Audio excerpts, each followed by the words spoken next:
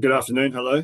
As mentioned, I'm Paul Moreton. I'm the amenity sales rep for the northwest of England. Today, the topic is going to be urban meadows versus true meadows, is how we've rebranded our wildflower range. And the talkers will discuss that later. So, Germinal, we are a seventh generation family owned company. This picture here is Samuel McCausland, who's our current MD, William Gilbert's great grandfather. We always have to get that right. So Samuel started trading grass seed from the Belfast store, which is pictured there, back in 1825. So 200 years later, we are now celebrating our double centenary. So 150 years of that, we've been a specialist seed company, and we entered the GB agricultural and amenity market in the 1960s. As a company, we have a passion to deliver quality across all the aspects of the business, from seed quality and the supply chain, direct to our customers and also our staff's knowledge base.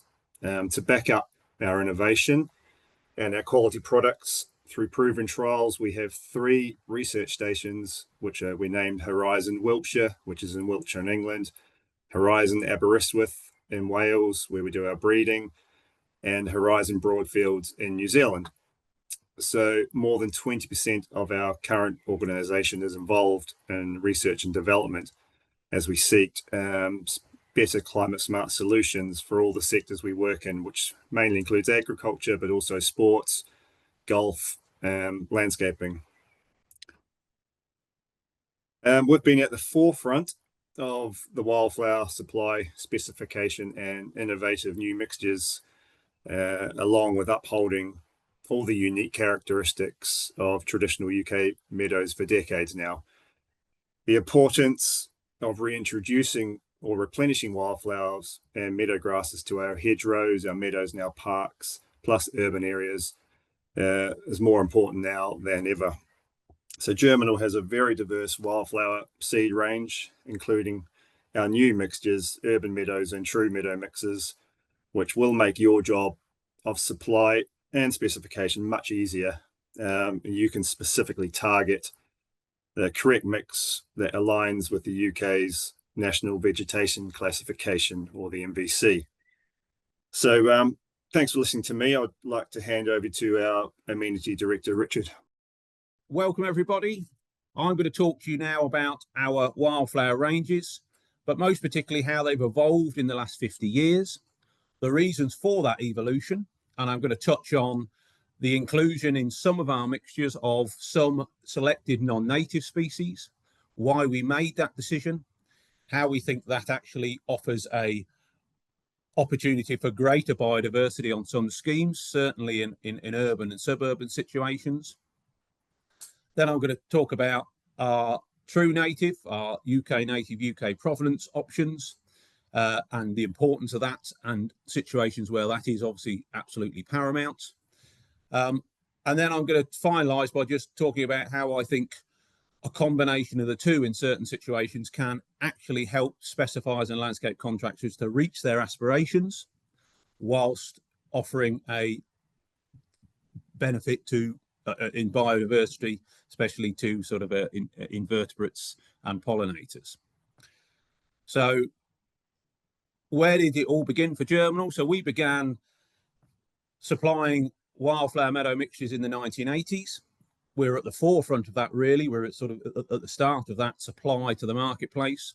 And at that time, we were reacting largely to a demand for supply of provenant native mixtures for reinstating and replacing lost meadows that were lost due to intensive agriculture since the Second World War and heavy industrialisation in the UK and Ireland. And our initial offerings, we had the WFG range, which was a range of wildflowers which was sort of designated by its aspect and soil type. So if a specifier only knew the soil type or only knew the aspect, then there was an off-the-shelf mixture for that situation. We had the regional environmental range that Paul has mentioned. this range replicated one of the 12 most commonly specified national vegetation classifications. So, for instance, if an ecologist identified the area as needing to be an NG5 grassland, our RE1 traditional hay meadow mixture matched that specification, and you had an off-the-shelf answer to a solution to that problem. And that's still the case today. That RE1 still exists, and you can still select them as per national vegetation classification. And then in Ireland, we had and still have our Irish provident, Irish native mixtures for exactly those reasons. So at the beginning, all of our mixtures were provident and native, and they were all meadow mixtures. Meadow mixtures being predominantly grassland habitats with a floral element, which is what a meadow is. And these work very well for us. And I think they work very well because in those early years, certainly in the 90s, we were selling a lot of these mixtures to renovation of ex-industrial sites. So as heavy industry declined, a lot of these areas were being renovated and reinstated as country parks. And these mixtures went very well across those areas for informal recreation and rewilding those areas, so to speak. So everything's going swimmingly. But then at some point, and I think, well, I can remember it was around sort of 2005, and it accelerated after that, we ran into problems with supplying those mixtures to some situations. And what happened in that time was the public's perception of what a wildflower meadow was changed. And I think this was twofold. We were supplying more and more of these mixtures to areas where they were under greater scrutiny. So retail parks, commercial developments, housing estates. And I think as the public was faced with these sort of more close up, as it were, the perception of what they thought a wildflower meadow wasn't matching what they were seeing. And I think this was further skewed by social media on the rise, lots of pictures of very floral wildflower mixtures, some containing non-native, some not, some just lots and lots of poppies. But this perception was there. And because in those situations, these mixtures weren't valued so much, in some situations they were seen as just weedy grass areas, they weren't maintained, they weren't kept up. And within a year or two, you'd essentially just got mown grass verge where you had the aspiration of having a wildflower meadow.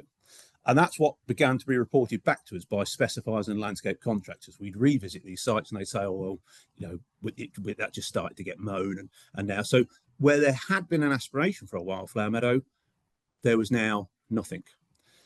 And I think the other thing that fed into this was some very visible high profile projects, such as the Fields of Gold at the Olympic. You know, that's what people thought a wildflower meadow was. So we began to explore ways that we could solve this problem of a wildflower meadow being specified, and after a couple of years, there being no environmental gain there whatsoever. And we started to look at putting some selected non-native species in some of our ranges. And we experimented with things such as Phacelia, Calendula, Cosmos. And we were helped in this because we trialed this on several sites. And what we found was where those mixtures, so this is what you're looking at here, is you're looking at WFG2 now, our biggest selling flower mix, and WFG2 as it was in the past.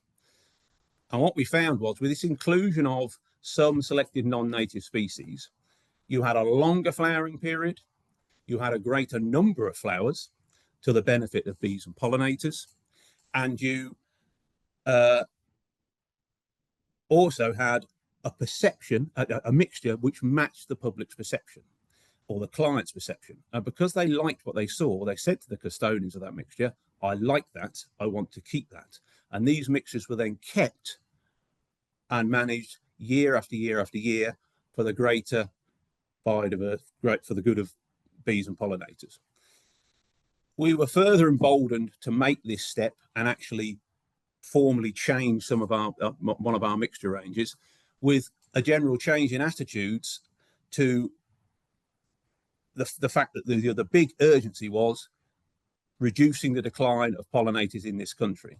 And initiatives such as the RHS's Perfect for Pollinators scheme helped us to realise that it was appropriate on occasion to use some non-native species that were hugely beneficial to pollinators. And it sort of helped us to make that move. So essentially, our WFG range became our urban meadows range. And the WFG range now includes some selected non-native species in all of those mixtures, but you can still select it on soil type. So you can still select for a sandy soil, you can still select for a clay loamy soil. But we've done that because we are confident in the fact that it might not be absolutely suitable to the purist, but the environmental gain there is, where in the past those mixtures weren't kept up, now they are. And so long as they're used in appropriate situations, urban and suburban environments, and you're using species in there that you wouldn't find, you would expect to find in the parks and gardens that are just a stone's throw from that, there's only an environmental gain there. There is no loss, in our opinion.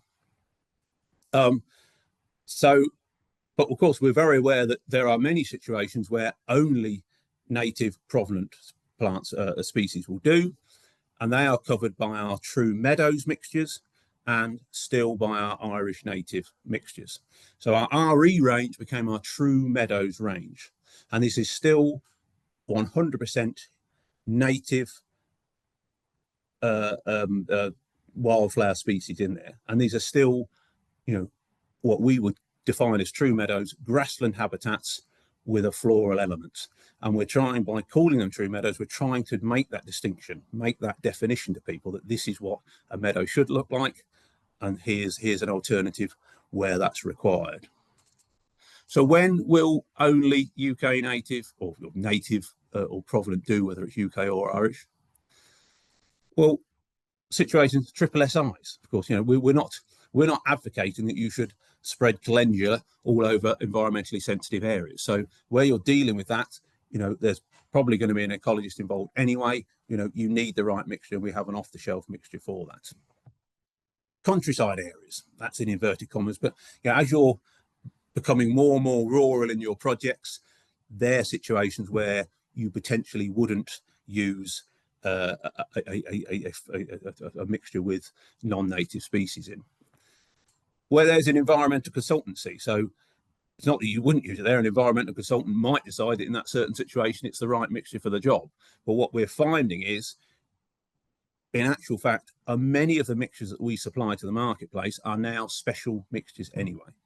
So we have our True Meadow range, but when it comes to provenant mixtures, we're finding that I would say more than 70% of the mixtures that we supply now are advocated by an ecologist who has put a mixture together, and that is the mixture they'd like to see. And we are more than capable of creating those mixtures and more than happy to do so.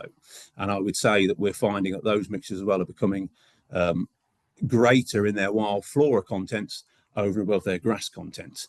And that's a point to make as well. All our off-the-shelf mixtures are 80-20 grass wildflower mixtures, whereas we are finding that, where a consultant is involved, there's more wildflowers in those mixtures. There's a greater expense there, but that's the trend. But we're more than capable and more than able and more than happy to supply those mixtures. The other time when only UK or Irish native will do is when there's benefit net gain considerations. Now, I think you'll all be familiar with biodiversity net gains, rather. Currently, our understanding is that only UK native, UK provenant mixtures will do for those areas, and we're more than happy with that. Personally, for all the reasons I've just said, I do believe that in actual fact there is a place under BNG for some mixtures that have some non-native species in, for all the reasons I've already said. I know that with biodiversity net gain, there is an ecologist overseeing this, and I know that there is a plan put in place that these areas will be managed for 30 years.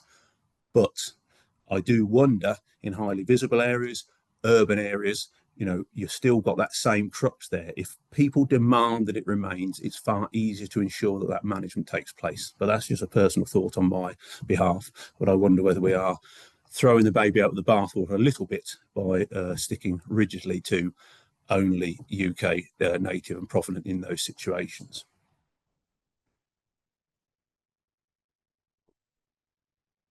But what I feel is this acceptance now of a greater amount of non-native species in some wildflower mixtures specifiers and landscape contractors a much broader canvas to paint with. So if you imagine now you've got a sort of large business park development, those bits at the front, those bits that are public facing, they are the areas where you can put a highly floral mixture such as our WFG2 there. If you now have large areas behind that, which are going to be designated for nature or for informal recreational use, that's where you can put your True Meadow mixture. So you give the client what they want here, which is a good food source for bees and pollinators, a habitat for bees and pollinators if it's a perennial mixture, but then you put that True Meadow mixture behind there and you've got the best of both worlds. So I think, but what you are getting there is that mixture they can all see and love is maintained as well. So you've got that environmental win across the board, and so long as that's put in an appropriate place, which, as I said, urban suburban environments, you're getting a win for nature, to use a sort of rather hammy cliche. So that's what I had to say. I hope that's provoked some thoughts with you. Does anybody have any questions? I'll pass you back to Paul for those. Yeah, thanks, Richard. We've got a couple of questions here. So rather than use non-native species, shouldn't we concentrate more on educating the public in regards to what the meadow should actually look like? I think that's a very good question. I thoroughly agree with the premise, and I think we did try that initially. Certainly a lot of specifiers and clients that we spoke to understood that or said they did, but I feel that the long and short of it is, unless you have a nominated person stood next to every planting outside every Odeon cinema in Slough telling people what a native meadow looks like, you are up against the tide of public perception there. So I think in an ideal world that might be great, but in actual fact, I don't think it's realistic to do so. But also I would say, with some non-native species in a mixture, you are getting that longer flowering period and that greater number of flowers. So, there is a strong argument that the inclusion of some non-native is actually more beneficial to bees and pollinators than a pure native stand. So I think I think you are getting the wins that you want with a mixture with some non-native in the right situation. Yeah, that's great. The other one is the 80-20 ratio the ideal ratio, grass to wildflower? That's also a very good question. Honestly, I wonder. I think probably not. But where we have to look at this is 80% grass, 20% wildflower. By far the largest cost there is a 20% wildflower. So most mixtures are 80-20 because there has to be a price point that is acceptable to the market, to the end user for that. So I think there is an argument for a greater percentage of wildflowers in there. But what I would say is, with BNG schemes and greater number of schemes where environmental consultancy is being sought, those mixtures are being designed anyway. So as I say, on provenant native mixtures, more than 70% of the mixtures we supply now are designed, and more of those mixtures have that higher content, and therefore the conversation has been had about the price and the expectation there. So I think that almost solves that problem, if that makes sense. Thanks. I'll pass on to Alex Beesley if Alex, you're ready.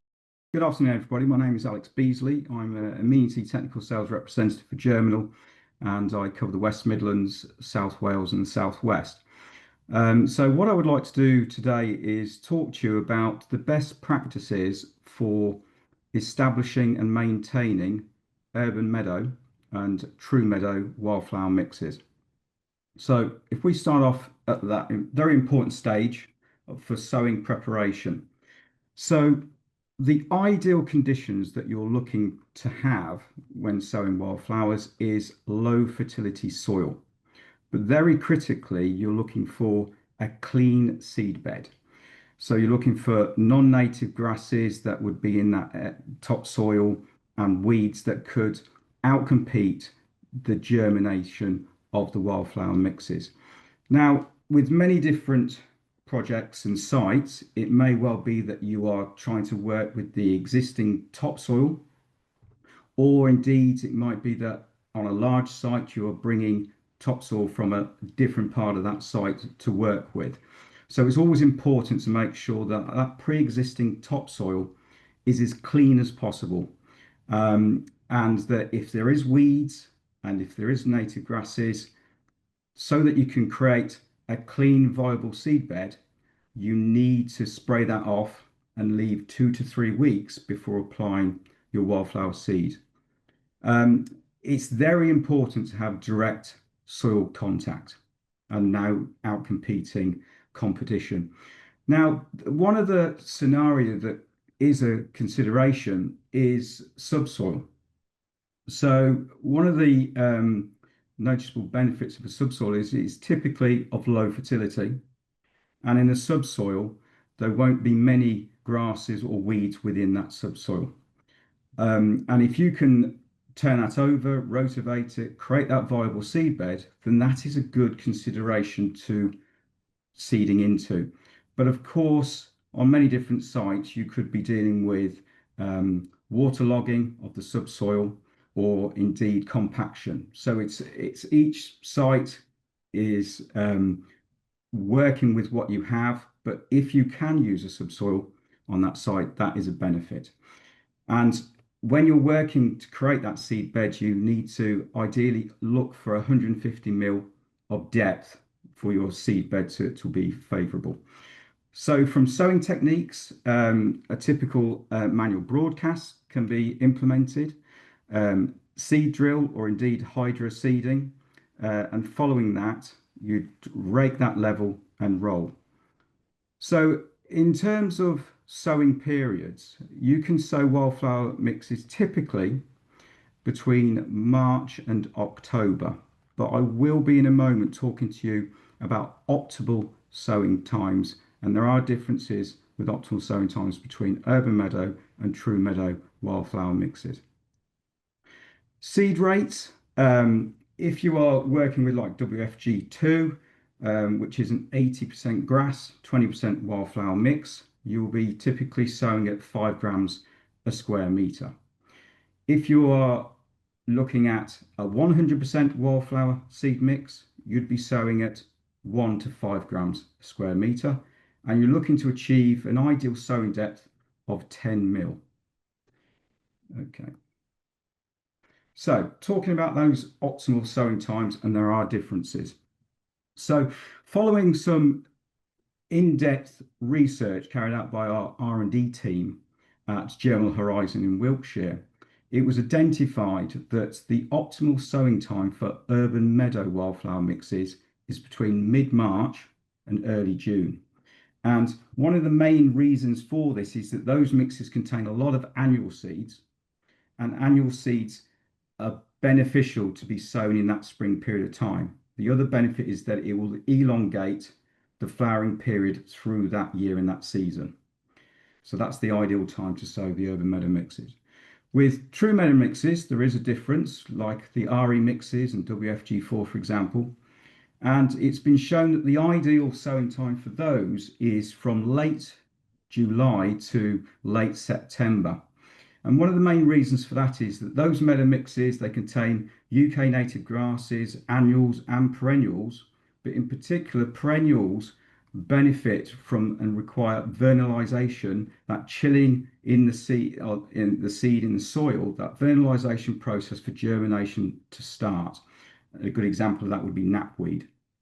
So sowing in that, going into that autumn period, you're benefiting at that window of time for the vernalization to implement the germination. Of course, projects can be have tight deadlines, and it might well be that the contractual landscape contractors need to put the seed in the ground in the spring. You can still get effective germination in the springtime, but it's just that for your optimum best time, it's late summer going into the autumn period for True Meadow mixes. And we also do retain many of our perennial species in our cold shed to help with that vernalization process going forward. Okay, so let's talk about maintenance now. That's important. Urban meadow mixes. So you've sown in that optimal window of springtime, and then what you would then do is do your maintenance cut, which is ideally 70 to 100 mil, and you do a cut between September and October. Each following year, you would then carry out that same maintenance cut at that same time. But from an ecological benefit point of view, if you could leave, if it's a large area, if you could leave 1/5 of an area uncut, then that's beneficial to creating an overwinter habitat for egg-laying invertebrates. And also, if within a defined area, if it's possible with the landscape contractors, if they could leave the clippings, some clippings in areas, obviously take the remaining clippings away, but if you could leave some clippings, that also creates an overwinter habitat benefit, and then you'd remove them on the following March. Okay, so where things differ now is with True Meadow mixes. Obviously, if time hasn't allowed to sow in that autumn period and you've sown in the spring, you'd carry out a cut from mid-September to early October, again at that same 70 to 100 mil cutting height. Of course, the same principle applies from a ecological benefit of leaving 1/5, 20% of an area uncut for that overwinter habitat for egg laying. And if you can leave some areas with clippings, again, that process will be beneficial from an ecological point of view.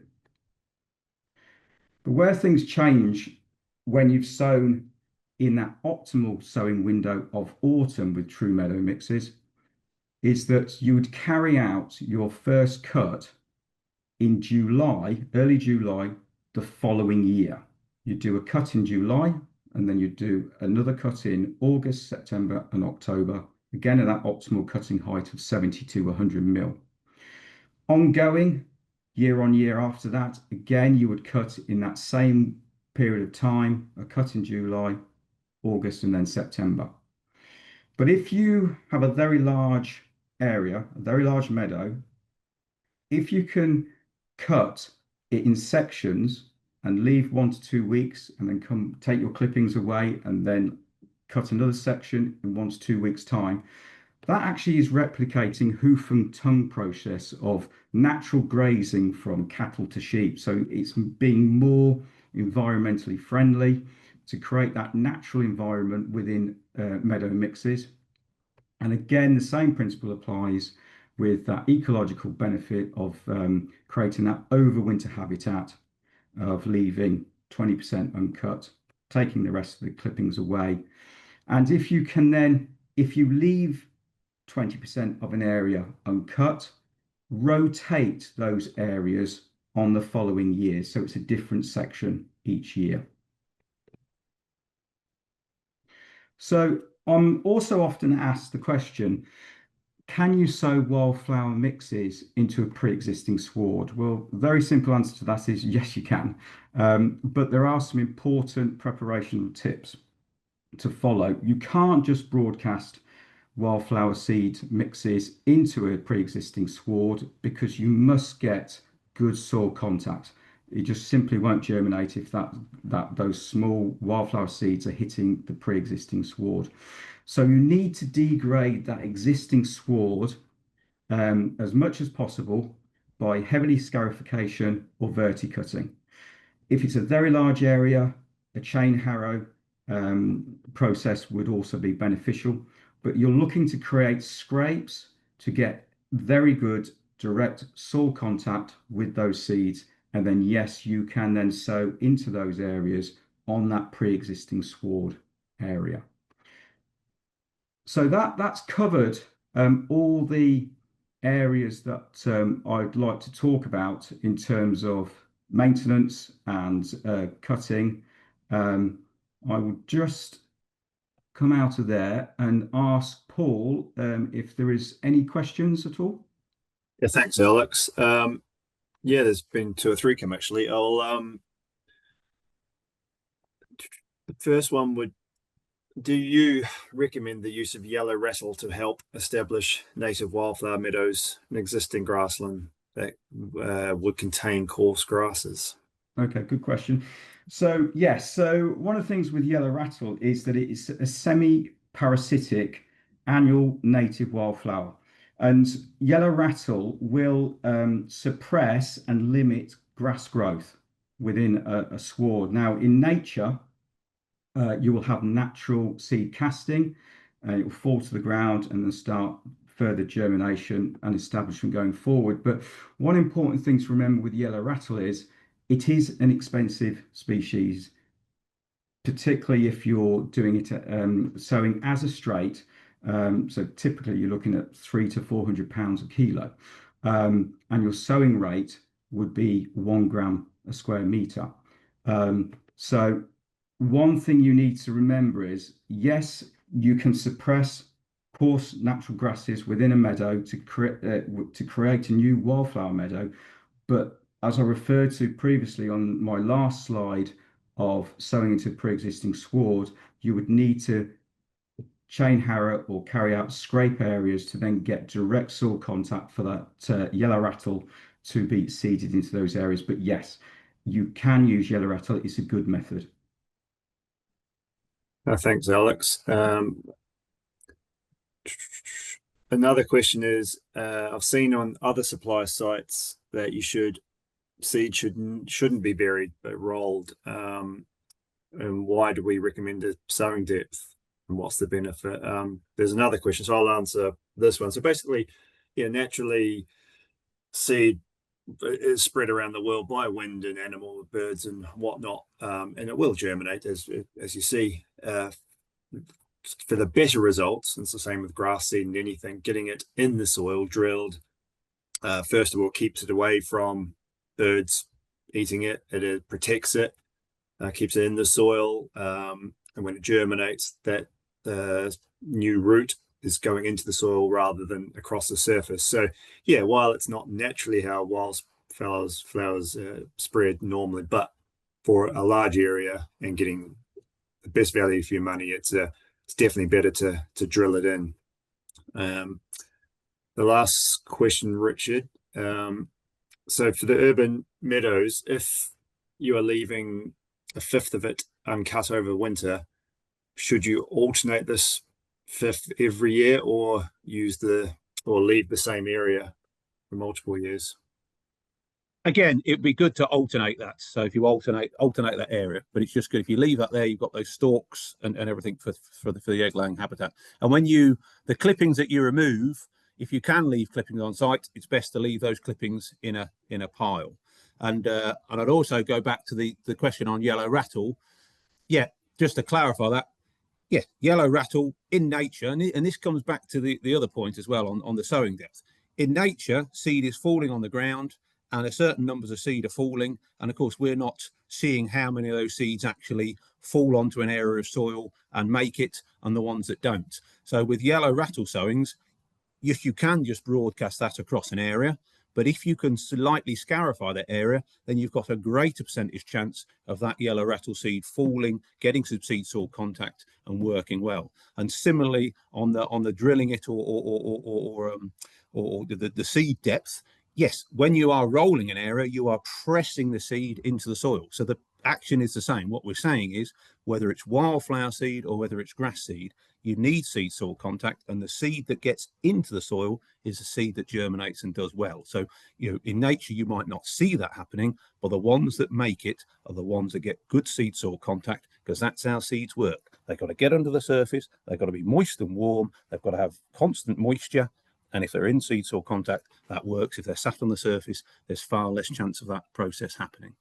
So, yeah, there we go.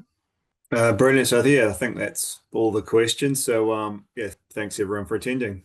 Bye bye.